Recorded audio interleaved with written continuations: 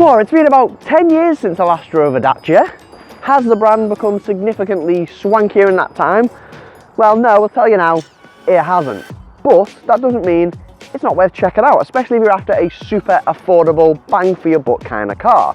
And this model right here is the Jogger, the most affordable 7-seater you're going to find on the market. Okay, it kind of looks like an amalgamation of 3 or 4 older Dacias, and those rear lights look like they've been nicked from an old Volvo. But I think for a very specific type of buyer, it's going to make total sense. And although it's missing what some might call basic features in certain areas, I think it surprises with other features in other areas. In fact, every time we find a bonus feature, especially for the price tag, I'm going to put a little ooh sound effect in, so stick around for that. Anyway, if you've not already subscribed to the Business Car YouTube channel, please do so now. But enough waffle, let's get on with the review. You know what? It's quite nice to jump into sort of a budget car every now and then. It brings you back to reality and realises as drivers what we actually need. I mean, does this feel like a super budget car? Yes, it does feel budget, but you know what? It's not too bad. I mean, there's nice little bits of detailing. There's some like a fabric inlay on the dashboard. You've got some nice colour inlays here. And I mean, little things like the aircon controls are nicely dampened. They're quite smart, actually. I mean, yeah, if you're a bit of a snob, you're not going to like it in here, but I think you'll very easily get used to it, and it's, you know, it's not a million miles away from cars that are almost double its price and classed as budget. Now, to give you an idea of what you're actually going to get for your money, we've got the mid-spec Expression model, and that gets you automatic aircon, front and rear sensors, and a reversing camera. And you get this 8-inch touchscreen as well, which, you know, isn't fantastic in terms of graphics and functionality, but, you know, it does the job, and you get Bluetooth thrown in, DAB radio, Apple CarPlay and Android Auto, and yeah, you know, it ticks a lot of essential boxes really. And if you were wondering, by the way, speaking of essentials, it does have electric windows. None of those features are eye-watering, but they are some very solid essentials. And there's not really that much else to say about the interior, to be honest. It does feel a bit big and van-like, but I think you'll get used to that quite quickly. And yeah, there's a few storage solutions dotted around, some space down here, some cup holders, okay door bin space, and pretty rubbish glove box space, to be honest, because of that fuse box. But you know what, for the price, honestly, I don't think you can complain.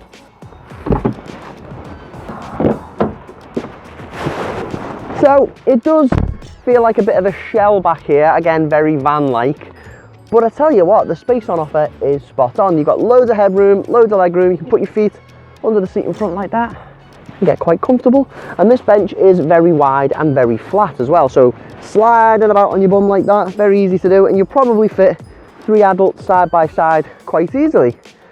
Yeah, it's really nice. And I tell you what, you sit really highly jacked up as well. It feels like you're in a big proper SUV. Now, as I mentioned, this is a 7-seater, and although these seats are a bit basic the way they flop forward, they're very easy to do. Look at that, one hand, one finger even. There we go. You just climb through like this, and once you're back here, okay, it's a 7-seater, so it's a little bit cramped, but I tell you what, I can't think of a more spacious 7-seater, especially for the money. Yeah, you know, you haven't got loads of knee room, but your knees aren't touching the seat in front.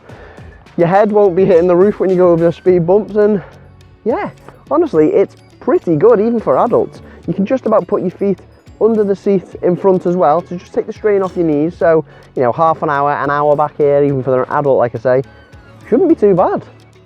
Sitting like this as well, pretty comfy. And like I just mentioned, getting these seats folded down, very easy. One hand, bang, boom, there you go. Now, as the tailgate of the Jogger is quite vertical, you're gonna have to stand back quite a bit to let this tailgate swing open. It is quite big. You can definitely shelter from the rain under it. Just keep that in mind if you've got a tight driveway.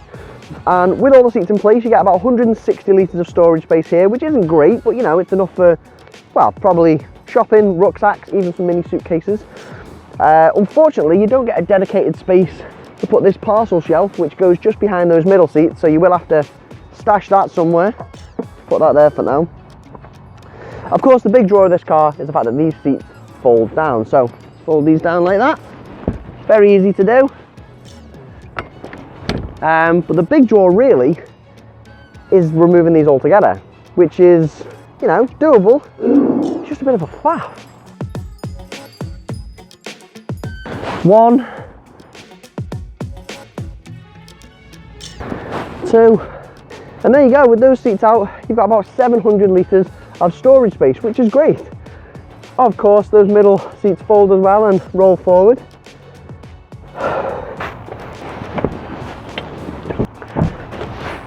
What was that?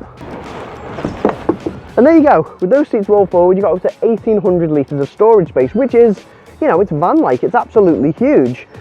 Okay, these seats don't offer the most intuitive folding and removing system. It reminds me of the old Skoda Yeti, actually.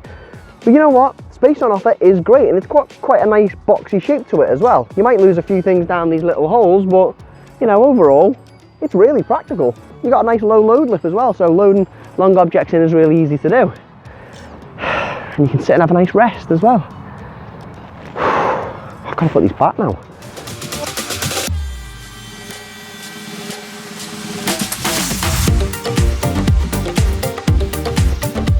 Now, although the Jogger belongs to the ultra budget portion of the market, it is actually available as a hybrid, but ultimately you're going to be paying more for that.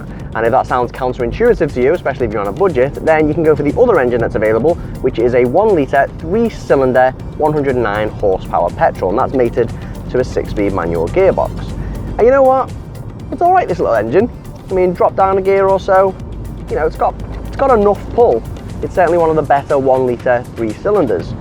I mean, I am driving on my own with hardly any cargo at the minute. Whack a few people in the back and fill the boot up and it might be a bit of a different story. Regardless who's in the car though, you are going to have to drop down a gear or two if you want to overtake someone. You will get a nice raspy roar from that engine.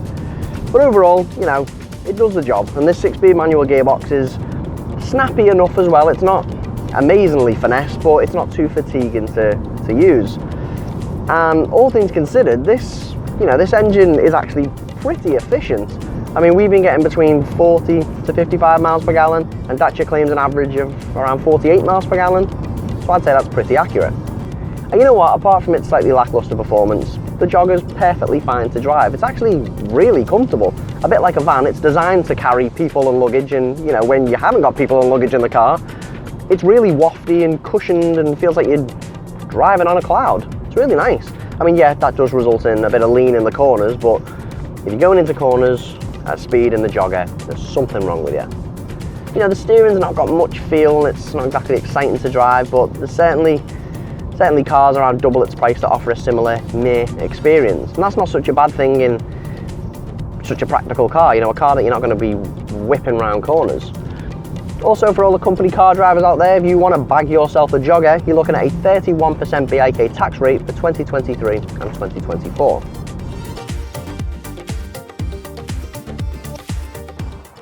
So, what do we think about the Dacia Jogger? Well, it doesn't offer anything massively surprising like a sporty engine, intuitive storage solutions or fancy kit, but we already kind of knew that, didn't we? The question is, does it offer great value for money? 1,000 times yes, it really does. It's cheap and cheerful in all the best ways, and it delivers on exactly what it promises to, which for a budget car, you can't really ask for more than that. And you know what? If you're in the market for a budget 7-seater, I'd just buy it. Simple as that.